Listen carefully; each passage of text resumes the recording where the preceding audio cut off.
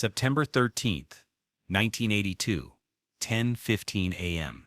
On the winding mountain road from Monaco to Cap d'Adel, a Rover P6 plunged off the cliff.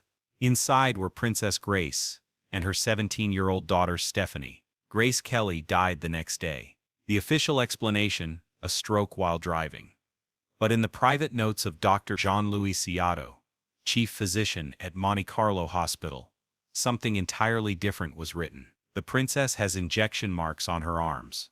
These marks predate the accident. That morning, Grace Kelly's last phone call was to New York. The number belonged to David Rockefeller's private line. The conversation lasted exactly 47 minutes, and Grace's final words were accidentally recorded by the telephone operator. "I can't play for you anymore. I'm going to tell the truth." What was the truth? The story begins in 1955 in Philadelphia.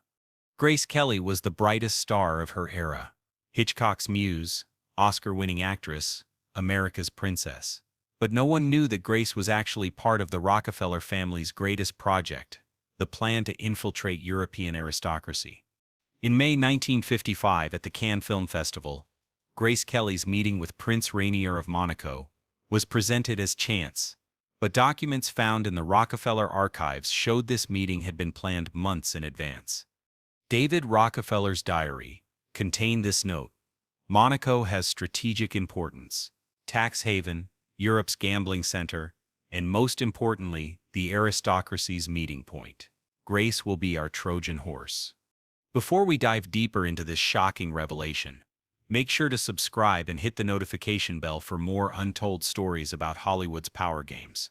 Edith Head, the costume designer close to Grace Kelly, made this confession in an interview years later. "Grace didn't want to go to Monaco. She came to me crying. 'They're selling me.' 'Edith,' she said.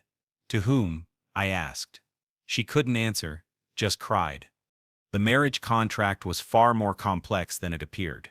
Officially, a $2 million dowry was known.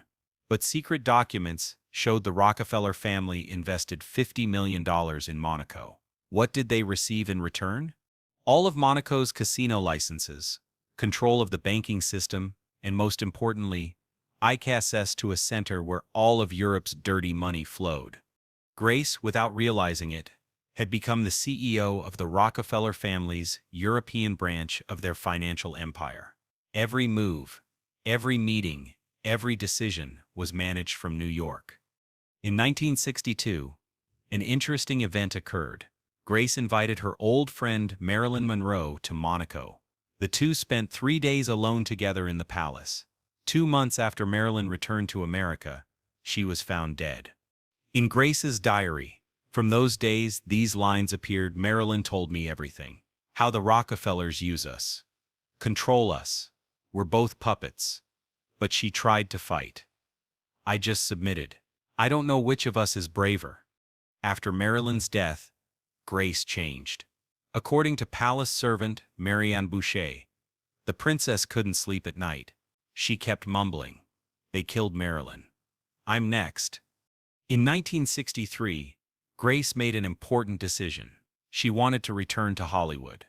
Hitchcock had offered her Marnie, but Prince Rainier didn't allow it, or so it appeared. In reality, David Rockefeller had sent Rainier a clear message: "Grace stays in Monaco. No Hollywood return. Don't forget our agreement." Grace fell into depression. She began drinking. In 1967, she appeared drunk on stage at the Montreal World's Fair. The press covered it up, but the Rockefeller family was worried. They were losing control. In 1971, Grace was given a new mission: make Monaco a world cultural center. Actually, this was the Rockefeller family's plan to control Europe's intellectual elite. Grace, without realizing it, was drawing the world's richest and most powerful people into the Rockefeller network.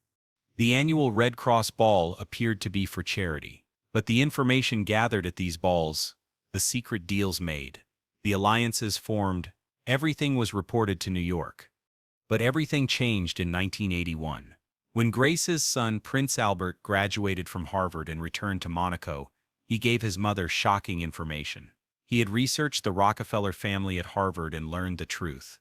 Mother Albert had said, "You're not a princess. You're the Rockefellers' European branch manager, and I'm being prepared for them too." Grace was devastated. She realized her 26-year marriage, her princess life, everything was a lie, and she made a decision. She would reveal everything. In August 1982, Grace wrote a letter to her old friend, journalist Pierre Galante. "Pierre, I need to see you. I have so much to tell. The world doesn't know Marilyn's real story. I do, and it's time to tell mine." 3 weeks after the letter was sent, Grace Kelly was dead. The autopsy, after the crash, found high levels of thorazine in Grace's blood. This was a powerful antipsychotic drug, and there were no medical records of Grace using it. Thorazine, in high doses, creates stroke-like symptoms. It causes loss of control while driving.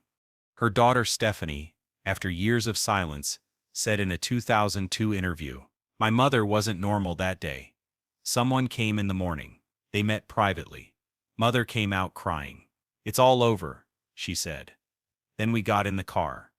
The identity of the morning visitor was never revealed, but palace security records showed someone from America with diplomatic immunity had entered Monaco.